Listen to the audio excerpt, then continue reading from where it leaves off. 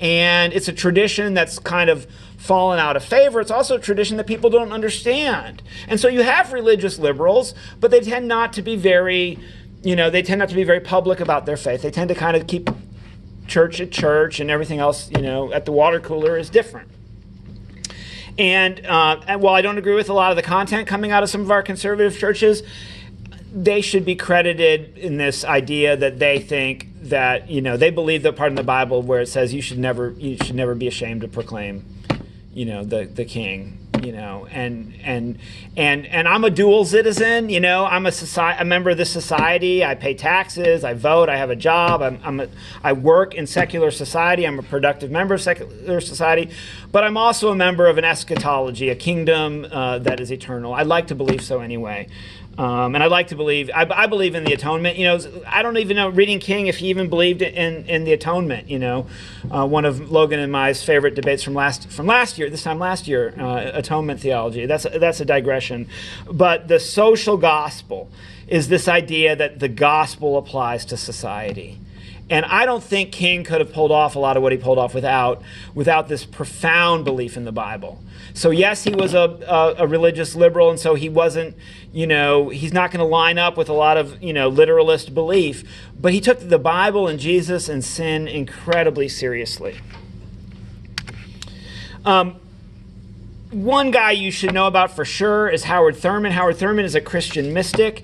Howard Thurman grew up poor in Florida. A very generous black person, a patron, gave him money to go to private school. He got educated in private school, ended up becoming the dean of Boston University, where King later studied. He's a true mystic. He's very liberal, but his interest in mysticism is just so, his writings are very accessible, they're easy to understand. He basically believed that God, in a universal God that's available to everybody. And he was an incredibly generous professor and teacher. Reading about Dr. Thurman, I took a class on Dr. Thurman at Vanderbilt. Students would come and stay in his home. They just had this really incredible, generous way of being. He started a church in California. I think it was like, basically, he was kind of a universalist, believing that there could be one religion that would unite all of humanity. And this interfaith statement that he made is so profound. I'm still wrapping my mind around it. It says the things that are true are in religion because they are true. They're not true because they are in religion. And so this is this idea that truth has a name, right? And so you're pursuing truth. And it just so happens for the Christian that you believe that truth is embodied and manifest in the person of Jesus. But it doesn't mean that you disrespect truth. It doesn't mean if you would find something else that's true, you would reject it because it didn't fit your previous worldview. No, you would adjust your worldview to incorporate more truth. And so this radical pursuit of the truth. And I think that's what the modernist in King was about when he believed in evolution and things, and things like this. Thurman has this great quote about your vocational discernment, and I hope you all will take this to heart as you're working on your career plans. He says, don't ask what the world needs. Ask yourself what makes you come alive, and then go do that, because what the world needs is people who have come alive. What the world needs is people who have come alive. I need to tell one more Howard Thurman story. Howard Thurman had a grandmother who experienced slavery. He would go and visit his grandmother and read the Bible. That's what she wanted him to do. And she forbade him from reading any of the writings by the Apostle Paul, because she said that when the white preacher would come and preach at the plantation, they would always read the verse that said, slaves, be obedient to your masters. And so the slave master ruined Paul, who had lots of problems.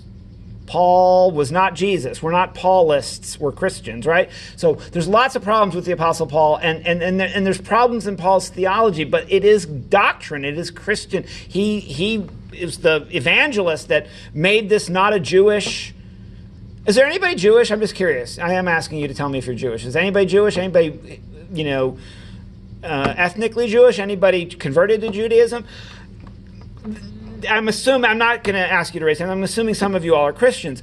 We wouldn't get to be Christians if it weren't for Paul. I mean, Paul broke it down so our religion, those of us who are Christians, and I'm not making, even though I speak from that tradition and I won't be shy about it in this class because of the subject matter. There's no requirement to be Christian in this class. I just want to make that really, really clear. I tried to make that clear at the beginning. But Paul made sure that Christianity was not kind of like a subset of Judaism, like a denomination of Judaism. It was very Jewish. Jesus was Jewish. Early church was very Jewish.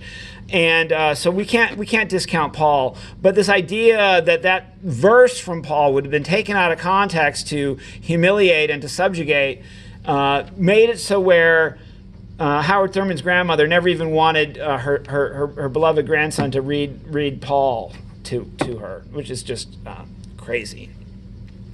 So we're going to go to Montgomery for just a minute to hear this incredible thing that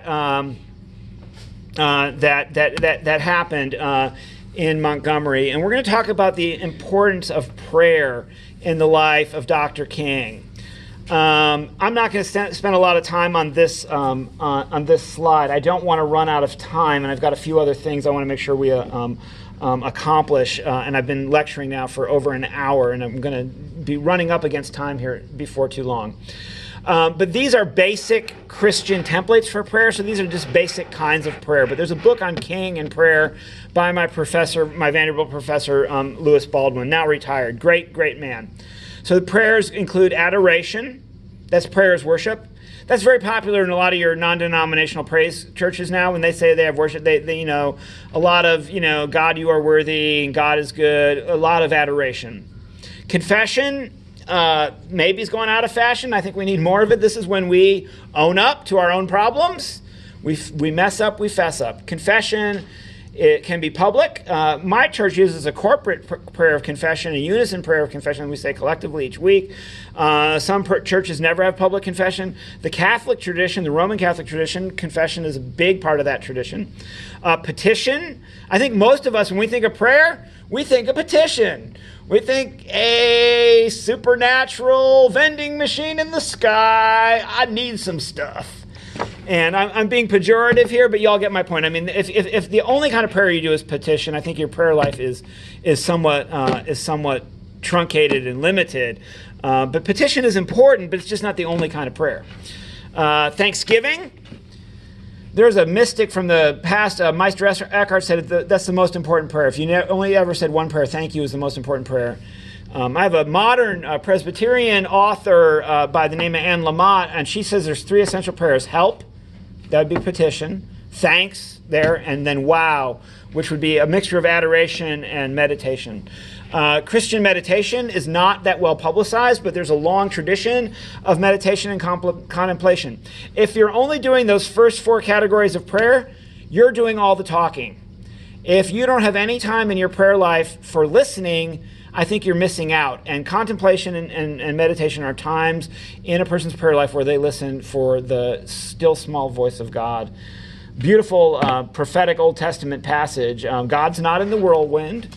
God's not in the thunderstorm, the still small voice of God. It's like we want God to use a megaphone and a loudspeaker and usually sometimes pinch us too, God, I need a sign, we want that sign to be thunder in the sky, still small voice of God. You got to shut up if you're going to hear that voice.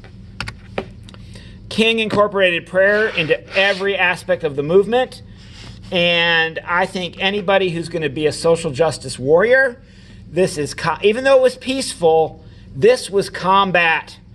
This was a war. This was a battle. This was a struggle. Social change, nonviolent social change was not a picnic. They were beating us, and we were loving them back, and we were getting up from the state troopers' baton and walking. We were getting up with tear gas in our face, choking us to where we couldn't breathe. So prayer was a big part of giving us the strength and the courage to proceed. And so we're going to hear an excerpt from King when he had a theological and religious awakening early in the Montgomery movement. And I've got a few closing remarks after that, but I definitely have talked too long. I'm going to say bye to our people watching this online. Hopefully